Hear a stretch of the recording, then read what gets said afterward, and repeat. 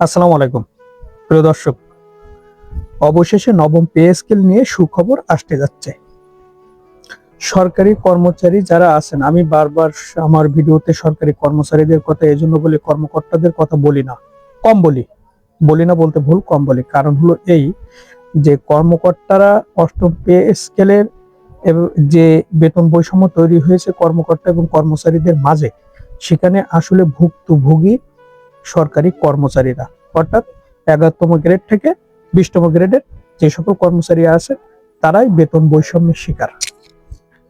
এই বিষয়ে আজকে প্রধানমন্ত্রী যে বৈঠকটা হয় সচিবালয়ে, এই সচিবালয়ে বৈঠক শেষে প্রধানমন্ত্রীর অর্থ পরিকল্পনা উপদেষ্টা ডক্টর রাশেদ আল মাহমুদ তিতুমির উনি গণমাধ্যমকে একটা তথ্য জানান, যে তথ্যটা আসলে খুবই যৌক্তিক এবং কার্যকরী। আসুন আমরা সেই তথ্যটা জানব।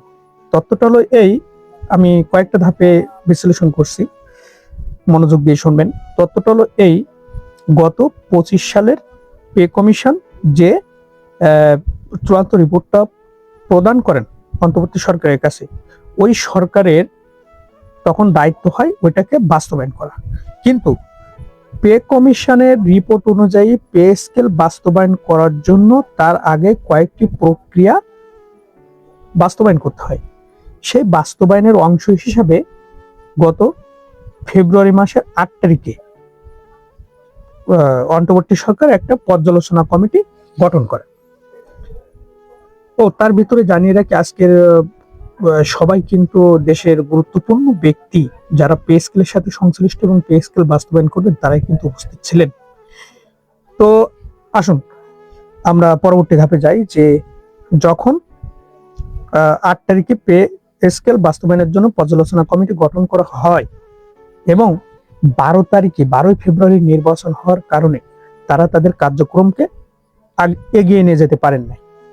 কারণ হলো 12 তারিখে নির্বাচন, একটা কমিটি করা হয়েছে 9 সদস্যের, তারা তো আলোচনা করার জন্য একটা পর্যাপ্ত সময় বা সরকারের দিক নির্দেশনা লাগবে। সেক্ষেত্রে নতুন সরকারে আসলে পট পরিবর্তন হয়, এই পট পরিবর্তনের পরে তাদেরকে কার্যক্রমে লাগানো হয় নাই আজ পর্যন্ত। আজকের সিদ্ধান্তের পরে মানে যিনি জানিয়েছেন রাশেদ আল মাহমুদ তিতুমির, অর্থ পরিকল্পনা উপদেষ্টা প্রধানমন্ত্রীর জনাব তারেক রহমানের, তো উনি জানিয়েছেন যে এইটা বাস্তবায়নের জন্য এই পর্যালোচনা কমিটি আজ থেকে কাজ করে যাবেন, চালিয়ে যাবেন এবং কাজ চালিয়ে ওরা একটা প্রতিবেদন জমা দেবেন কিভাবে এটাকে কার্যকর করা যায়, এই পে স্কেল বেতন কাঠামো বাস্তবায়ন করা যায়, সেই লক্ষ্যে একটা রিপোর্ট ওরা জমা দেবেন কার্যক্রম চালিয়ে। ওই রিপোর্ট অনুযায়ী পরবর্তীতে প্রধানমন্ত্রী বাস্তবায়নের পদক্ষেপ নেবেন। এটা কিন্তু আজকে সর্বশেষ তথ্য। অর্থাৎ কি জানলাম আমরা, যে আজ থেকে পে স্কেল বাস্তবায়ন যে পর্যালোচনা কমিটি, সচিব কমিটি যেটা, ওই কমিটি কার্যক্রম চালিয়ে যাবেন, চালিয়ে যেয়ে তারা একটা নির্দিষ্ট সময়ের ভিতরে তারা ওই প্রতিবেদন জমা দেবেন যে এভাবে বাস্তবায়ন করতে হবে, তখনই প্রধানমন্ত্রী এর ডিসিশন নেবেন। এখন এই পর্যন্ত আছে। অর্থাৎ একটা পে স্কেল বাস্তবায়নের 3টা ধাপ, পে কমিশন ওই ধাপটা শেষ হয়ে গেছে। এখনো সচিব পর্যালোচনা কমিটি, এই কমিটি যখন চূড়ান্ত রিপোর্ট দেবে, এই আলোচনাটা শেষ হবে, দ্বিতীয় ধাপটা শেষ হবে, তখন থাকবে প্রধানমন্ত্রীর হাতে। অর্থাৎ জুনের আগেই, মানে নবম পে স্কেল বাস্তবায়নের জন্য আশা রাখবেন যে অবশ্যই জুনের আগে তারা মেয়ের ভিতরে, এপ্রিল মে এই 2 মাসের ভিতরে তারা পর্যালোচনা কমিটি রিপোর্ট জমা দেবেন এবং আগামী জুন মাসে যেন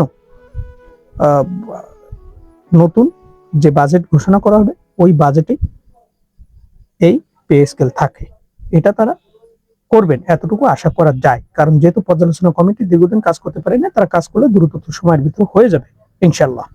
প্রিয় দর্শক, ভালো থাকবেন। আসসালামু আলাইকুম।